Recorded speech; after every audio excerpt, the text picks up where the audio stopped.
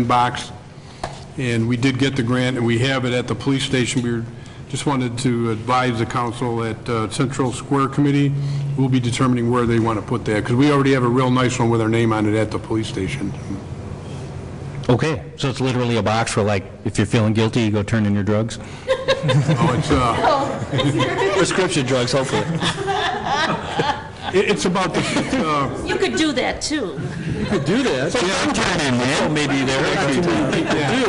I guess you could do that, but it's really for prescription drugs, and prescription drugs is the fastest growing illicit drug use right now. It's prescription drugs, so more than ever, we need more of them. This is it's like a mailbox looking thing, maybe a little bit smaller, but we're maybe thought about putting it in downstairs on the first floor, but the Central Square Committee will determine that. Sounds good. Thanks, Chief. Yeah, and I have one question. Yeah. On the canine, you said that the dog, Sitco, helped in another town. If that dog helps in acquiring assets that are seized, we get a cut of that, don't we? Yes, we do. Okay.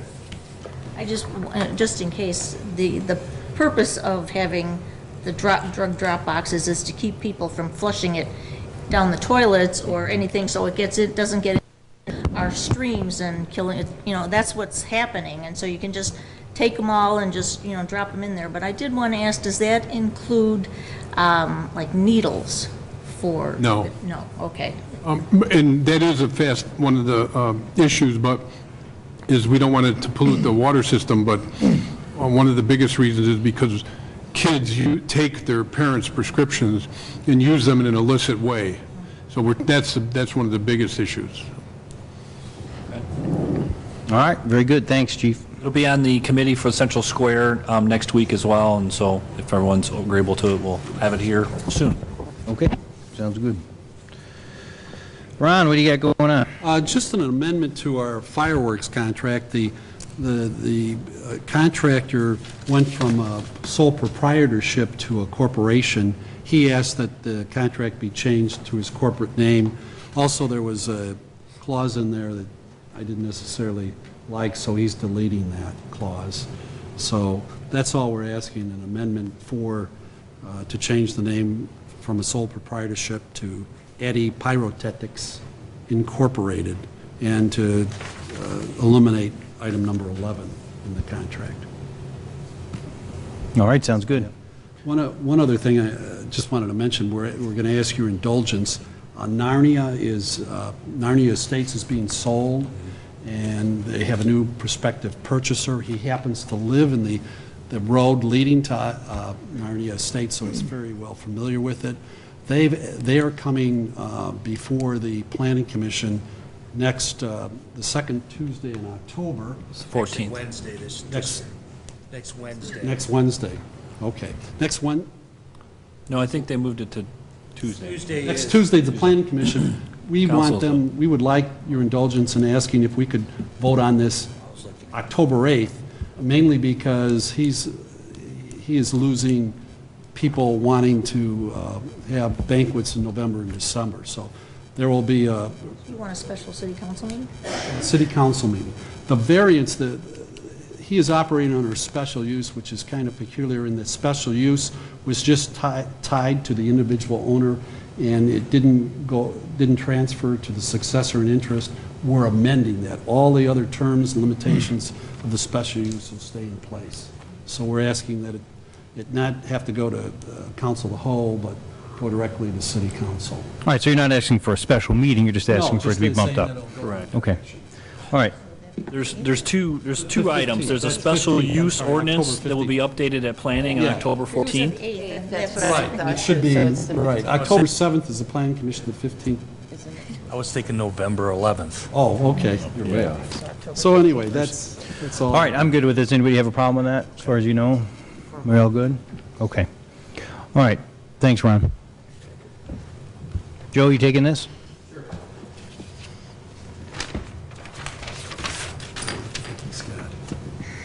Thank you, Mayor.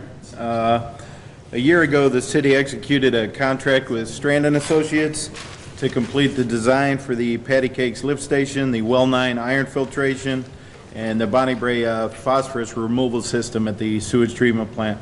The Patty Cakes lift station was budgeted at $210,000 for the 2014 stub year. However, due to some easement issues, the project will need to be postponed until the 2015 fiscal year. This project will likely be let sometime after the first of the year. The Bonnie Bray sewage treatment plant phosphorus removal system, which was budgeted at $415,000, was originally planned for 2015, but plans are nearly complete and can be ready to let in October. This would allow for a contract to be awarded in late October or early November and can be under construction in December. This would allow the utilization of some of the funding originally budgeted for the Patty Cakes lift station. In the 2015 fiscal year, the city will have up to 22 separate capital improvement projects under construction, and the city's engineering staff is capable of handling approximately 13 of these projects in-house. Strand & Associates has provided a proposal for construction inspection services for the Bonnie Bray sewage treatment plant phosphorus removal system for a not-to-exceed amount of $4,050. The recommendation would be that the city enter into an agreement with Strand & Associates for the construction engineering services for the Bonnie Bray phosphorus removal system for the not-to-exceed amount of $34,050. What this will do, so everybody knows, we're going to be required in our NPDES permit that's at Springfield right now for Bonnie Bray. They're going to impose the phosphorus regulations on every sewage treatment plant over 1 MGD in the state of Illinois. So we're trying to be proactive, have this ready to go. So when this is on our permit, we'll have it ready to go and we'll be able to feed the aluminum sulfate to meet the compliance requirements. All right, very good. This is something we need on as an action item then, Joe? Yeah, well, exactly. So I guess, do we need a motion to approve the resolution then? Is that right? This is workshop. Yeah, we're workshop. We just need enough to put it on the, for a vote Okay. next time. I got you. So, yeah, no problem. Anybody have any questions, concerns? No. You good with an action item? Consent. All righty. We get a consent? Is it a consent? Consent. Yeah, consent. All right, make it easy. I just like hearing roll calls. That's all. All right, anything else, Joe? I do have a very brief Public Works update. I'd like to let the residents and council know that the Public Works Department chipping program will begin next Monday, October 6th. Public Works staff will make one pass through the entire town. Staff will chip until all the branches have been picked up, which may take 1 week or possibly into the second week. The last day for the waste management pickup will be Friday, November 28th, since the 30th falls on a Sunday. I know that's come up previously. And we'd like to remind people that Public Works will start to chip the first Monday in May and then the first Monday in October, semi-annually, twice a year. And all the other brush pickup will still have to meet the waste management requirements. The leaf program also will begin in mid-October and run through December 5th, weather permitting. We would ask residents rake the leaves out to the curb, but not in the curb or onto the storm drains, which could cause potential flooding. Depending on how the leaves fall, it's impossible to predict when we will be in a certain area. Very similar to the chipping program, I told Darren earlier, we start one truck in the north end, one in the south, they work towards the middle and then through the subs. So that's basically how we approach it. The leaf pickup is very time consuming, and again, that's all done on straight time as we didn't budget any overtime for the leaf season. So, the Emerald Ash Borer, I know there's been many questions about that. To date, Public Works has removed 215 trees from the following areas: Kelvin Grove, First Acres, Regency Point, and the central section, Victoria Crossing, Cedar Ridge, Parker Ridge, and the north end. The next subdivisions will be in here this week will be Dakota Glen and Longboat Creek. Once these are completed, we will be starting the stump removals. Last week, the week of September 22nd, Public Works staff marked approximately 300 more trees for removal. Please remember, we're removing the dead and very bad condition trees on our first pass through these areas. During the budget process, we hope to address staffing concerns so as to allow 3 certified arborists on the EAB crew daily that won't have to be pulled for other assignments such as blacktopping, chipping, and leaf pickup. Public Works staff had a very, I guess, conservative estimate initially of 300 trees a year, but I think it's very realistic that we could get 500 trees a year or more, I think, with the proper staffing. As for tree replacement, Staff will be doing this year $10,000 worth of tree replacement before November 30th through Berry Landscaping. The tree replacement will be done on a first-come, first-served basis, similar to the sidewalk program. When we go out and take trees down, we have door hangers we hang out, and then I also have some items that's going to go on the website. You can pass these around to see the forms that'll be filled out, what they're going to use on the website when people call it in. Staff also addressed there was a concern if residents wanted to take down their own trees. So again, we made a parkway tree permit, which we talked to Ben about, which will also be on the website. On the back of that same permit is a list of the approved trees and prohibited parkway trees. It's our intent during the budget process next week to budget $50,000 for tree replacement. The water department hydrant flushing is underway. Right now, we've completed Victoria Crossing, Cedar Ridge, Prime Boulevard, Creekside Subdivision, and Whispering Pines. Staff is right now in Parker Ridge and Parkview Estates, and flushing should last through the end of November, again, weather permitting. I know our complaints have dropped considerably over the last couple years with us flushing consistently in the spring and the fall. So we still get complaints, but we're not getting hundreds like we were in the past. So. Public Works crew has also been working with engineering on patching some of the roads that are not slated for repairs through the capital improvement plan until next year. Most recently, Summit and Reed between Division and East 7th Street, 7th Street from State Street up to 5th and Washington, 16th Street and 17th and Hamilton, and Sisson Streets. When the asphalt contractor's back in town, we'll work with engineering and coordinate more streets to be done in the same way that won't be done until the CIP program. Again, we're preparing all the snowplow equipment for winter right now. We're working with Synovia to have all the GPS equipment installed in 14 trucks for the upcoming winter. After Veterans Day, we have a safety meeting where we go over snowplow safety, expectations, and coverage. The city of Lockport, we got 3,700 tons of salt this year, available at a price of $53.09 a ton through the Central Management Services Joint Purchasing, which is a great price compared to what I've seen recently for some surrounding towns. We can purchase up to 120% of that allotment at the price of $53.09 a ton before we have to pay more for the salt. Public Works staff also has continued to work with various organizations, downtown beautification, most recently just removed the concrete in front of the Norton building for the flower beds. Over the summer, the painting of the downtown light poles, and the addition of the hanging planters. There's been tuck pointing work done at the metro station, the addition of signage at all the railroad crossings, and every Thursday night, Public Works sweeps the downtown area as well as the high-level bridge, the train station, State Division, and Madison Street. And I'll end this real quick with training. Recently, 23 Public Works employees received state-certified flagger training through the Illinois Public Risk Fund. 23 employees just yesterday completed the annual required confined space and mock rescue training. And I have Kyle Shepard from Station 6 coming in to do first aid, CPR, and AED training for all Public Works and engineering staff within the next couple weeks. Great work, Joe. Quick question for you, Joe.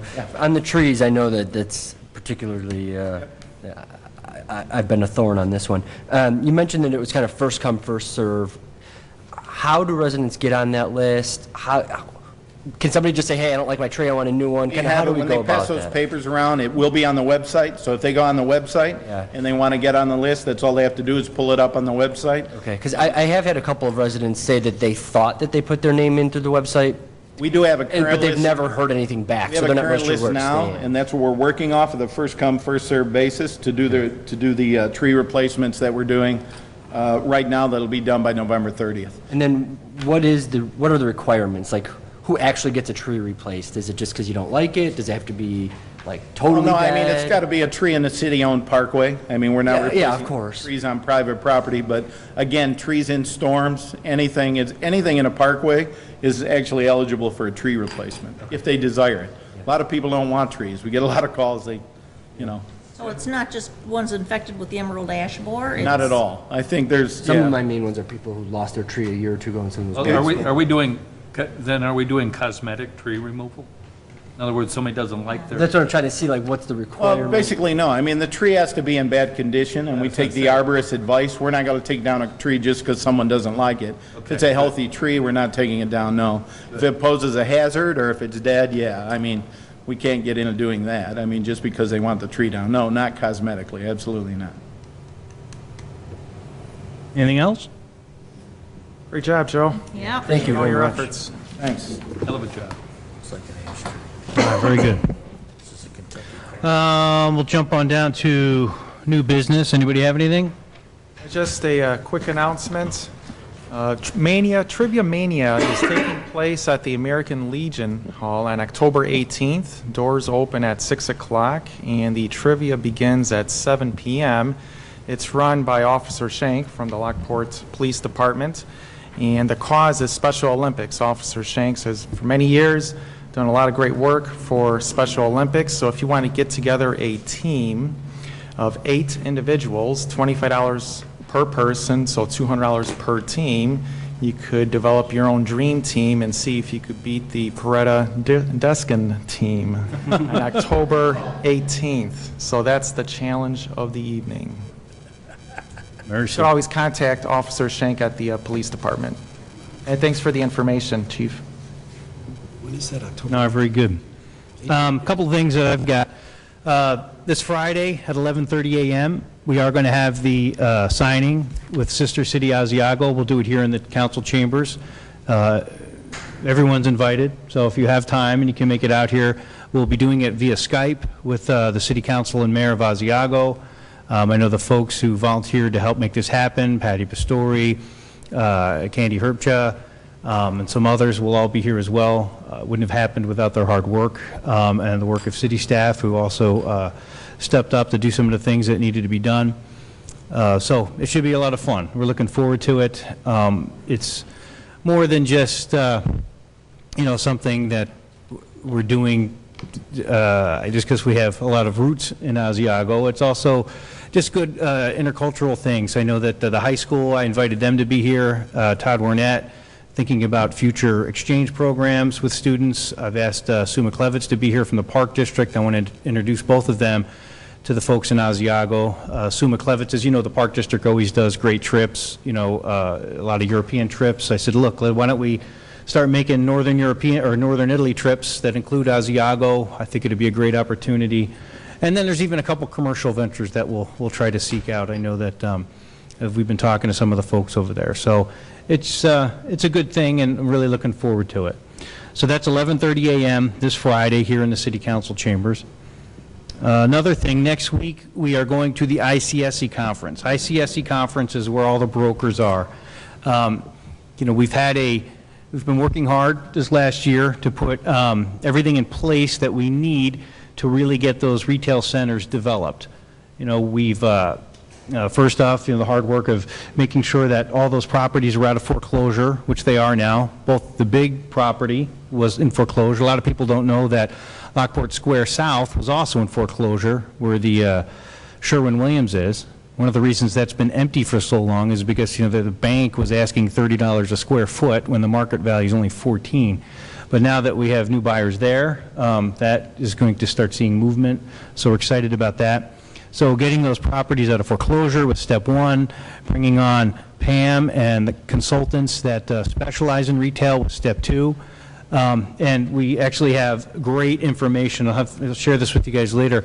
But I mean, it's everything that we need when we go to talk to these brokers, whether it's our trade area map, whether it's psychographic studies, whether it's commute times to surrounding areas where other retail is, our retail gaps. You think all these retailers know this stuff, but my experience when I went there last year is they really don't. And they're really going to the place where the other towns are aggressive and put all this information in front of them. And the easier we can make it for a broker to see that they need to bring one of their clients, retail clients here, the better. So we are fully armed with that. And I give kudos to Pam Hirth for all her hard work in bringing this together. Look forward to going out to the conference next week and seeing if we can make some deals happen and go vertical on some of these properties out in that big empty parking lot we've all been staring at for so many years. So that's good news. And then One other thing, too, in the newsletter that's coming out next, probably another week or two, one of the things I put in there is really a big call for volunteers. You know, there's a lot of different groups, a lot of citizens that have come forward, whether it's, you know, Patty Pastori and Candy with Asiago, or the groups. We had them all here the other day. And so there's many groups like this. And truly, things like the Summer Art Series, Old Canal Days, there's been a strategy, you know, for these things. It hasn't just been about, you know, oh, let's do art in downtown. It's a strategy to get on here so that when we go talk to these retailers and developers, that they understand that there's many things going on here as well. And I'll tell you how it even panned out and how it works. When we did that gala, I know some of you were able to attend, one of the people that I invited was David Mead. David Mead is the guy who's now buying the old Vols building. And while he was looking at doing a restaurant on the first floor, when he came to that gala and he saw how successful it was, he's like, you know what, let's keep the second floor open. Let's make it a larger restaurant, a bigger venue. He goes, I could see how I don't have to make that apartments. I can actually make it a larger venue for us. So it's exactly the reason why we've been doing this. It's a strategy. And so we'll continue to move forward on it. But I'm going to tell you right now, while the city, you know, while I've kind of kickstarted a lot of those things like Summer Art Series and stuff, or the Roxy Group, we can't maintain it. It really, truly will be citizen-driven.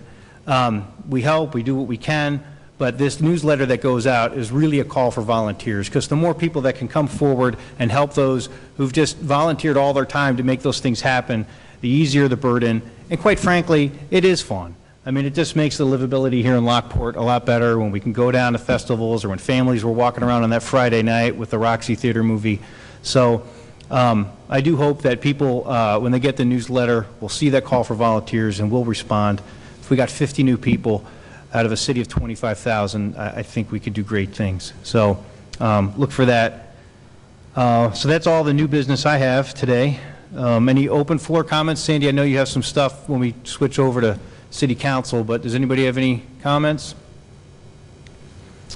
All right, very good. So can I have a motion to adjourn Committee of the Whole?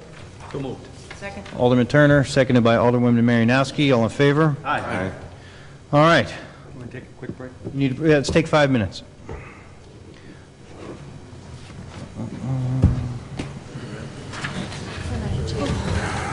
Oh, I didn't.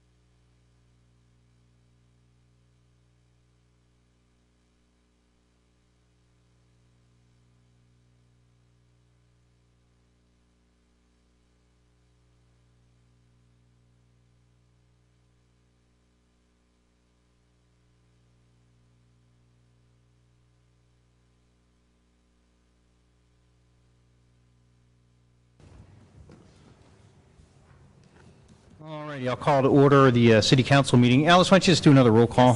Coretta? Here. Marinowski? Here. Vandermeer? Here. Deskin? Here. Turner? Here? Smith? Here. Colorelli? Here. 7 present. All right, thanks. We have a couple public hearings tonight, so I'm going to read from Ron Keneva's lovely prose here. This public hearing is being held to consider the establishment of a special service area for phases 3 and 5 of the Lago Vista subdivision. This hearing is being held in pursuant to Illinois law and in compliance with the notice requirements of the Illinois law. The city staff will now go over the reasons for the establishment of the special service area. Are there any persons in the audience that desire to be heard concerning the establishment of the special services area? Sandy Brzezinski, yes. Did you want to talk about this one? Or are you on the next one? Second one, all right. Sandy Brzezinski, sorry to bother you. Are there any members of the city council that desire to be heard concerning the establishment of the special service area? No, our community's fine with it. This is- Thank you. There being no one else that desires to be heard, I call this hearing to a close. Did you want me just to... You want to go over it? Just explain it for a All second. right, lay it on us. The purpose of a special service area in the city of Lockport is a matter of protection. We have 15 special service areas. These special service areas are promulgated in order to ensure that many of our subdivisions have homeowners associations where we're required with keeping up public improvements such as detention ponds, signs, and other landscaping areas. In Lago Vista it's particularly concerning because they have private roads and other private ended improvements. What this special service area is, it's a dormant special service area. By that I mean if the homeowners association somehow is dissolved or fails and there is no revenue to keep up those private improvements, then the city can levy that area just to keep up those improvements. It's not a direct tax. It only comes in that type of situation. As I said, there are 15 special service areas already in the city of Lockport. Crossing my fingers, not one special service area has caused a levy because the homeowners associations haven't dissolved or failed to upkeep. So this is on for action tonight. Okay.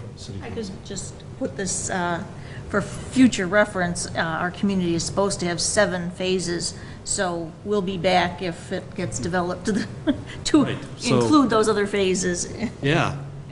Excellent. So that's all I have. Very good. All right. So now I'll call this hearing to a close. All right. Thank you. All right. Next one is another public hearing. This one is being held to consider the annexation agreement of 15341 New Avonlea, commonly referred to as the Price Annexation Agreement. This hearing is being held in pursuant to Illinois law and in compliance with the notice requirements of the Illinois law. This is to notify you that after this hearing, this annexation agreement may be modified before its execution. The city staff will now go over the provisions of the annexation agreement. And Dan and Beverly Price are in the audience, so if you have any questions, they probably can answer them, hopefully. This is, as the mayor said, this is property on New Avenue. There was a fire at this property, and there was a common well servicing this building and an adjacent building.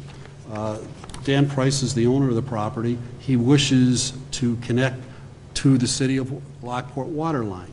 Our policy of the city of Lockport is if you're contiguous to the city, and if you're contiguous to the city and require city services, the policy of the city has been to annex to the city of Lockport.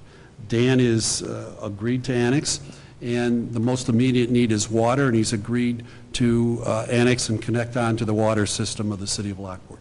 His septic system is still running, still functioning. At such time it is no longer running or functioning, he would agree to connect on to the city sewer line as well. That's not happening right now. Dan is zoned in the county. The county has different standards for industrial use. By him annexing to the city, there are certain standards he's not conforming with if he were going to build the building, brand new. The agreement attempts to take that into account, give him some time to bring into conformity those structures that are substandard. Additionally, he plans on hopefully doing some improvements. He hopes on, I think, extending a storage area shortly. If he extends the storage area, he's agreed to make certain improvements not only to the storage area, but also to the outlying roads, the parking area, and the gravel as well. Give him some time under the annexation agreement to do that. As pertains to the storage area, however, you know, he has got to put in the detention requirements at the same time he does the storage area. If he makes other improvements to his existing building, then he would also have to conform to some of our requirements. We don't allow gravel parking lots or gravel areas. He also is considering to putting in applying for a special use permit for an antenna tower. And we're not requiring him to, if he puts that in, we're not requiring him to complete the gravel access driveway at that time for the antenna tower. He would have to do that in another type of situation. So the annexation agreement is an attempt to give him some time to conform to the requirements of the city that he may not have required to in the county. We've already discussed this at, you know, the committee of the whole. Okay. Mr. and Mrs. Price, anything you want to say? You all good? All right. Sandy, what do you got?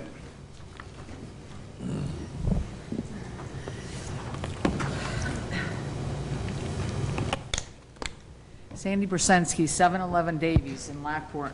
Ron, you just mentioned, I wasn't going to start with this, but you mentioned the antenna tower that they're going to, I guess, eventually come before the city for an antenna tower, but they're not going to be obligated to put any type of, fix where the antenna tower is going? I mean, they're not going to put concrete or anything? Well, that would be, you mean, for the antenna tower itself? Right, for any type of improvements around that tower. I mean, you're already laying out in the annexation agreement for something they haven't even, they haven't come yet. I think they would have to require the improvements of the antenna tower itself. I'm just saying the gravel area leading to the antenna tower, they wouldn't have to improve that at this time at the antenna tower. Okay. You know what, I just have some questions. I was just wondering, at this 15341 New Avenue, what is this business? What is the business? What do they do there? Dan, you want to? It's a rental building, and what? Dan, you want to just get up and maybe? I mean, I'm just curious as to what kind of business it is. There's a well driller in there. There's a body shop in there, J&D Enterprises in there, and Ziesman Foods in there. Ziesman Foods? Mm-hmm. Don't ask me what he does. I don't have the slightest idea. So you guys just rent this building out, okay? It's a rental building, yes. It's a rental building, okay. Okay, and I'm assuming that they're paying the cost of hooking up to the city. Unfortunately. I understand. The other question I want to ask is this business, well, since you rented it out, if you know, have any of the businesses there had any type of environmental zoning violations, problems, or issues? Okay, none. Will this rezoning, if this rezoning does happen, will this allow a higher use, or would lower? This will be lower than the county? It's zoned industrial right now in the county. Okay, so this would be actually a lower. I think we have a stricter manufacturing zoning use than the county currently has. Okay. That's just my opinion. It wouldn't be lower than, it would just be stricter. Right, well, yeah, less More dense. enforcement by the city or oversight than with the county? I think so, but then I'm prejudiced. Okay, Ron, okay. Also, what is being stored in the outdoor storage area? I think We don't have one. Oh, okay. he just wants to put a storage area. Of course, with the new storage area, you know, he has got to put a fence, and it can't be the chain link fence that he has in existing storage area. He understands that. Okay, I'm just curious as to what's going to be stored out there. I mean, if they're renting this and you've got different They businesses, probably I mean, can- where's the enforcement and oversight on these businesses that are coming in there and what's being stored? I mean, the city is going to be doing all this, or? I don't know what the restrictions are and what type of storage there can be allowed under our zoning ordinance. Pam, do you know? I think it, I mean, this is a high zoning, so pretty much a lot of things go. right, I'm as just long as saying, it's yeah, fenced in, and as yeah. long as it's, environmentally sound. I mean, you can't put anything that, Environmentally sound unless somebody goes by and says, holy mackerel, look what's going on out here, as far as enforcement. That could be an issue. If this is annexed into the city, what is going to be this obligation concerning the septic system, whether it's functional or when it's no longer functional? the Who's going to control- make this determination? usually the determination actually is made by the Will County Health Department. If he were to, if his septic system were not to work, okay, Okay. they, being the septic system repair person, would have to go to the county to seek permit Okay, the city has no oversight on this at all? for the septic system. That's Correct. correct. Okay. And some septic, I don't know if you're familiar with county regulations, some septic systems, I don't think Dan's does, but some systems require, yearly licensing by the county. I don't think this particularly does, but. That was my next question. Is there any type of licensing? I mean, where is the enforcement coming to make sure that the septic field is not leaching? This Well, would I don't be- think the this would be county under on a the regular- The county health department, Ron? Yeah, the county health department. Okay. All right, all right. And then you've got on here as far as paving, and I understand this, you're going to give him 5 years. Is there a reason for 5 years? I mean, is that just a number that, That was kind of a number that seemed reasonable, because Okay. now under the county, he doesn't have to do that. okay. And, but what if the property's sold, or what if there's different ownership or whatever? Does this still That apply? would- This will go along with the Right. annexation agreement, But correct? the 5 years is conditioned upon him, yeah, it would be sold, that the property owner would have the same rights as he did. Okay. And then this is... Sandy, you've brutally murdered your 5-minute time limit. I mean, are these Am I done? questions Am I done? can you run just these by about- Ron I'm just about done. afterwards? This- The taxes, as far as, there's no tax abatement, this is not in the TIF? No, there's no As tax. far as revenue, just offhand, do you know how much more revenue the city of Lockport? 10% of his property taxes. There'll be an 10%. increase of 10%. Percent of property tax. Okay, thank you. All right, thanks, Sandy. All right, anybody else out there who's got any thoughts, concerns? Okay. Anybody here on council? We good? Okay. Well, there being no one else that desires to be heard, I call this hearing to a close. All right, let's mosey on. We'll go down to consent agenda. Can I have a motion to have a consent agenda? So moved. Second. Alderman Turner, seconded by Alderman Deskin. All right, we've got on the consent agenda for tonight is approval of the regular city council meeting minutes from September 17th, approval of the committee of the whole meeting minutes from September 17th, the payroll ending September 14th, approval of bills, and the global positioning system for public works for all their vehicles. So may I have a motion to pass consent agenda? I'll make the motion. Alderman Vandermeer, seconded by Alderman Turner. All in favor? Aye. All right. Let's go down to the next thing. All right, next is Alice. What do you got? Yes, thank you. At the last committee of the whole, Jack brought forth the executive session meeting minutes review and release. I don't know if everybody got a chance or had any questions because I wasn't here. I'll be bringing those forth a little more frequently. I did send everyone an email as I get to the end of my term. Instead of reviewing those every 6 months, I'll be bringing them probably every other month. Denise and I and Ron did review quite a few of the minutes. I just didn't have the time to go back, and I have to reread again and decide which ones are going to be released or not. So this approval is just strictly for the ones that I presented at the last meeting. And it's, I would need a motion to approve the executive session meeting minutes that are no longer requiring confidential treatment, and it's resolution 14085. I'll make that motion. Second. All right, Alderman Turner, seconded by Alderwoman Marinowski. All in favor? Aye. Thank you. And then, so both your motions are under that same one? Or do This you- is actually the executive session meeting minutes that I need a motion for Okay. from September 17th, 2014, as presented. So moved. Second. Alderman Turner, seconded by Alderman Beretta. All in favor? Thank you. And you're looking for an executive session? Yes, thank you, Mayor. We've got actually a couple personnel issues, one for 2C29 and one on 2C1. All right. Okay, Ron, what else you got? 2C29 is for internal controls. Okay. In case you haven't seen Sounds that kind of one. ominous. All right. Okay. AT1, this is a motion to pass an ordinance establishing the special service area number 16, known as Lago Vista Phases 3 and 5. I'll make that motion. Second. All in favor? Aye. Okay. The next action is an ordinance number 14030. It's annexing the property owned by Mr. and Mrs. Price and rezoning the property M2 in the city of Lockport. So moved. Second.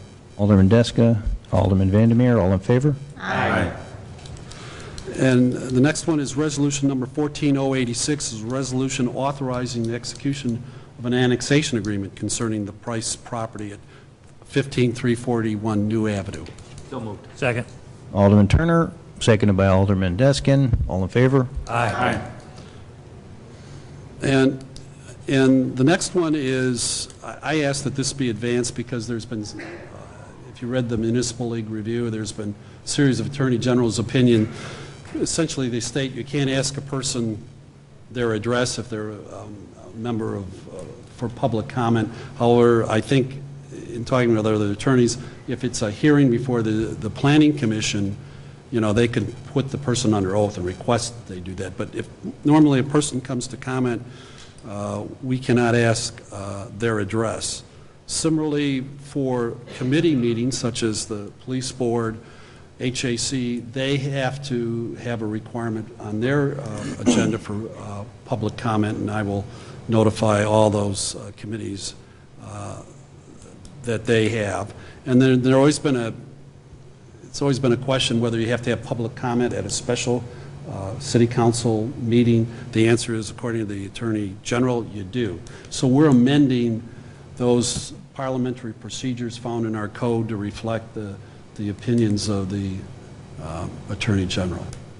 I've got one question on this. If sometimes debate gets heated, I've never seen it, but it happens, and if you'll get a commenter that comes out and makes a lot of accusations, and then somebody states that they don't live in the town, that would be commenting on their address? You mean if somebody says, this person who just spoke doesn't live in the town? Well, no, I've seen it in the past. I've seen it too. It's like somebody comes up and it's like, will you state where you live? And it's like, well, I live in unincorporated so-and-so, and you're like, okay, everybody understands that they're not really in Lockport. So it's Right. kind of a thing that they do to kind of make a point that. Yeah, you can't do that, although, you know, the Attorney General's opinion said, you know, that's a reasonable argument. It's just that the statute doesn't say that, you know, if you wanted, we'll pass this now, but you could say, oh, by the way, you know, let's put in the Open Meetings Act that you can ask them that question. It seems reasonable to me, and the Attorney General didn't say it was unreasonable. It just said, according to the way we read the Act, you can't ask that. The way I read it was, you just can't ask their address. Right. Right, you ask their address. But our address isn't to say, do you live in unincorporated Lockport, do you live in Homer Glen, do you live in Lockport? That's different than saying, tell me your street address. Well, yeah, but you know, if you take if you took the stronger view, you know, it doesn't say you can't ask them where they live. I mean, it just says they can comment. They could live in, you know, Chicago. Right. But you're saying, just to clarify, the Attorney General says you can't ask an address. Right. But does anybody see a problem figuring out where in general they live? You know, the Attorney General hasn't ruled on it. I disagree with the Attorney General, but she's smarter than me, so I follow the Attorney General. I don't mean to cut in on the mayor on this, and I may be agreeing on the same thing. All I'm saying is that if somebody is opposed to something that the city's doing, it sometimes gets pointed out that that person doesn't actually live in the city, that they live in, say, an unincorporated area. Well, if you know that they do, yeah. And that's, Well, they have to give me a card. They still have to put their address Right, here. That card's going to be changed, it's not included. Oh, is it? Okay, so they can't even write it down. Right. but that can be stated, though, that they live in, if it's known that they live in an unincorporated. Well, if you say, I don't believe you live here, and that may be your reason. All right. Okay. Well, what's the worst that can happen? The Attorney General sends a nasty note that says, hey, You got a picture of the Lamont board saying the Attorney Yeah. General wrote an opinion that Right. you didn't follow procedure. it's not like we all have to spend night in jail or something, right? We I just- don't think you're in violation if you ask a question and they choose to answer it. Well, if I they think choose to answer, the situation in Lamont, they didn't Yeah. want to answer, and the mayor wouldn't let them speak. I think that's two different things. All right. But, But that's my opinion, and the AG is a little brighter than I am too, so. right, but, and again, the Attorney General didn't say that's not a reasonable question to ask. It just said the wording of the statute didn't allow you to do that. Okay. So, I mean, you can, we could petition to change the statute. Okay. All right. So basically, this motion is to pass an ordinance that falls in the line with what the Attorney Right. General is asking us to do? Okay. So moved. All right, Alderman Deskin, I'll second. seconded by Alderman Vandermeer, sorry. Do you want to do a roll call on this? Anybody care, or you just want to do an all in favor? Let's do a roll call, so we get our opinions. Okay. Beretta. Yes. Marinowski. No. Vandermeer. Yes. Deskin. Yes. Turner. No. Smith. Yes. Calarelli. Yes. There you go, we're all on the record. All right, Ron, what else you got? Okay, this is an ordinance authorizing the passage of a parking agreement between Kelvin Grove Great School District for their parking areas on their private property and the city of Lockport. We do have such an agreement outstanding with the Lockport High School as well. Deputy Chief Draxler and myself attended a Kelvin Grove School Board meeting. This was unanimously passed at the last school board meeting of Kelvin Grove. All right, we have a motion to pass, resolution. Second. Mercy. We got Alderman Smith, seconded by Alderman Turner. All in favor? Aye. And I have a request for litigation, 2C11. Okay, thank you. And then, Joe, you're taking this?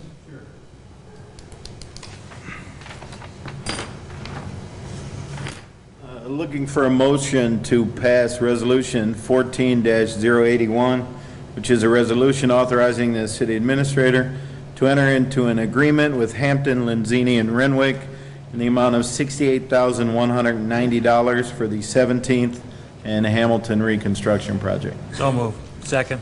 Alderman Turner, seconded by Alderman Deskin. May I have a roll call, please? Beretta. Yes.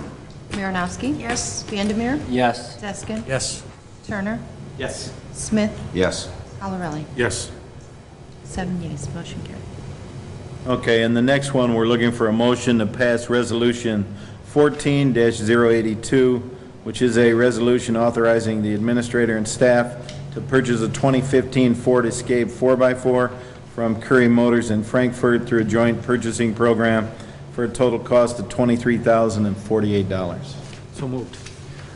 Alderman Turner, seconded by Alderwoman Marinowski. May I have a roll call? Beretta. Yes. Marinowski. Yes. Vandermeer. Yes. Deskin. Yes. Turner. Yes. Smith. Yes. Calarelli. Yes. 7 yeas, motion carried. Thank you. All right, thanks again, Joe. I guess that's everything. Any open floor comments? We have the. Did I miss something?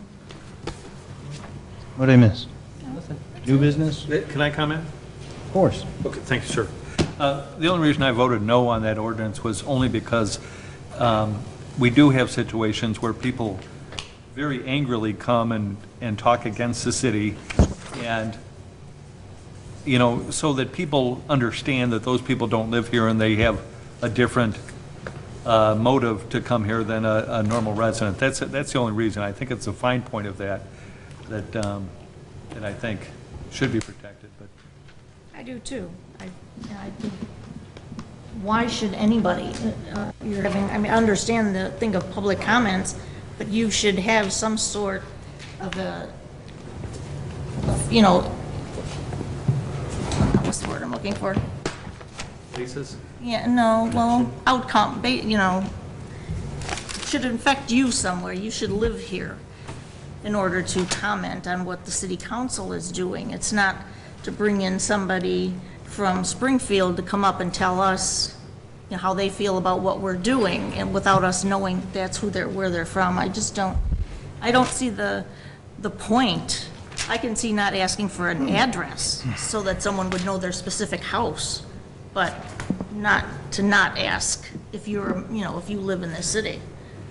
Well, it does sound like I will be able to ask and say, hey, so do you live in Lockport? No, I think. I will ask the question, because I do think that, I agree with you. I mean, I'm like, you can have a bunch of lobbyists come in here from wherever and state their piece and make people think that these are folks in town who are concerned about something. I understand the dilemma. It sounds like we can ask it. If they choose not to reply, then so be it. So, My concern is that, in a yes vote, is, you know, we may not agree with the Attorney General's opinion on this issue, but she does hold some sway over our city council. Sure. And if we had all voted no, no, then we would have had a big hurrah. we're in trouble, so. No, we gave Kelly the least the opportunity to stand up to the man. In this case, the woman. Yes, Let yeah. her know that everybody doesn't Right. see her opinion. No, I get it. It was the right thing to pass it, don't get me wrong. Okay. Like we had a choice. Anything else out there? Although I do see Pete's point, though. I mean, I'm not. Sure. Oh, yeah, we had to pass. All right. I didn't expect it not to. All right, so let me get a motion to, what do we got to do? Go into executive session, recess? Go into executive You session. go into executive session. Thank you. I'll second it. Alderman Vandermeer, seconded by Alderman Deskin. All in favor? Aye. All right, why don't we take a few minutes to close?